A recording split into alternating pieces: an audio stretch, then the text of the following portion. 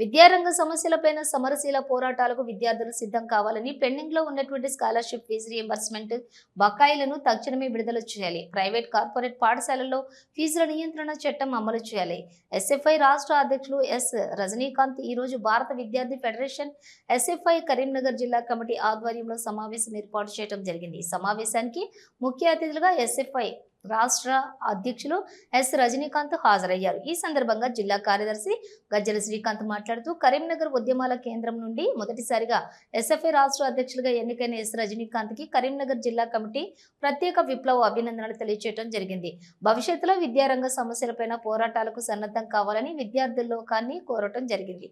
అదేవిధంగా ముఖ్య అతిథులుగా ఎస్ రజనీకాంత్ మాట్లాడుతూ కరీంనగర్ జిల్లా కాలేజ్ కమిటీ నుండి అనేక పోరాటాలు చేస్తూ జిల్లా కార్యదర్శిగా పనిచేసి ఖమ్మంలో జరిగిన ఎస్ఎఫ్ఐ రాష్ట్ర 5వ మహాసభలలో రాష్ట్ర అధ్యక్షులుగా ఎన్నిక కావడం నాకు చాలా సంతోషంగా ఉందని తెలియజేశారు. కరీంనగర్లో అనేక ఉద్యమాలలోని నేను పాల్గొని అనేక విజయాలు సాధించిన అనుభవాలు కరీంనగర్లో నాకు ఉన్నాయని అన్నారు.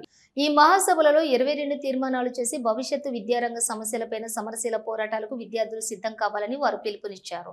ఈ రోజుకి విద్యారంగ సమస్యల వలయంలో కూడుకుపోతున్నా కానీ రాష్ట్ర ప్రభుత్వం విద్యారంగాన్ని పట్టించుకోకపోవటం చాలా బాధాకరమన్నారు. ఇప్పటికే 3 సంవత్సరాల స్కాలర్షిప్ ఫీజు రింబర్స్మెంట్ విడుదల చేయకపోవడం వల్ల ప్రైవేట్ డిగ్రీ కళాశాల యాజమాన్యాలు ఎగ్జామ్స్ బైకాట్ చేసిన పరిస్థితి కూడా రాష్ట్రంలో నెలకొని ఉంది. అదేవిధంగా జూన్ మొదటి వారంలోనే సెట్ పరీక్షలు ఉన్న పరిస్థితి ఉంది. కావున పరీక్షలను యథావిధిగా కొనసాగించాలని అన్నారు. యూనివర్సిటీ జీవో నెంబర్ 21ని రద్దు చేయాలని డిమాండ్ చేశారు. దీని వలన కాంట్రాక్ట్ లెక్చరర్లు చాలా నష్టపోతున్నారని తెలియజేయడం జరిగింది. రాష్ట్రంలో పాఠశాలల కళాశాలల భూములు కబ్జాకు గురవుతున్న పరిస్థితి ఉంది. కావున ప్రభుత్వ భూములను పరిరక్షణకై రాష్ట్ర ప్రభుత్వం ప్రత్యేక చట్టం ఏర్పాటు చేయాలని వారు కోరటం జరిగింది. ప్రజాపాలన అని చెప్తున్న ఈ రాష్ట్రంలో విద్యారంగం పూర్తిగా ప్రభుత్వం పట్టించుకోకపోవటం ఏంటని అన్నారు. ఇప్పటికే చాలా వరకు పాఠశాలలో ఉపాధ్యాయ పోస్టులు ఖాళీగా ఉన్న పరిస్థితి ఉంది. కావున తక్షణమే ఖాళీగా ఉన్న ఉపాధ్యాయ పోస్టులను భర్తీ చేయాలని వారు కోరటం జరిగింది. ప్రైవేట్ కార్పొరేట్ పాఠశాలల్లో ఫీజు నియంత్రణ చట్టం లేకపోవడం వల్ల విచ్చలవిడిగా లక్షలాది రూపాయలు ఫీజులు తల్లిదండ్రుల నుండి దండుకుంటున్నటువంటి పరిస్థితి రాష్ట్రంలో ఉంది. కావున ఫీజులను నియంత్రణ చట్టం రాష్ట్ర ప్రభుత్వం తీసుకురావాలని అన్నారు. విద్యారంగ సమస్యలపైన కూడా భవిష్యత్తులో ఉద్యమాలకు విద్యాలోకం సిద్ధం కావాలని అన్నారు.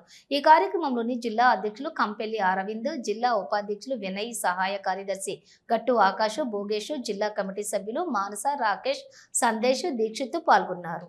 పరీక్షలు పూర్తి కాలేదు, విద్యార్థులు గందరగోళంలో ఉన్నారు. రాష్ట్ర ప్రభుత్వం తక్షణమే స్పందించి రియంబర్స్మెంట్ విడుదల చేయాలని, అదేవిధంగా ఈ రాష్ట్రంలో ఖాళీగా ఉన్న టీచర్ లెక్చరర్ పోస్టులను భర్తీ చేయాలని ఎస్ఎఫ్ఐ డిమాండ్ చేస్తున్నాం.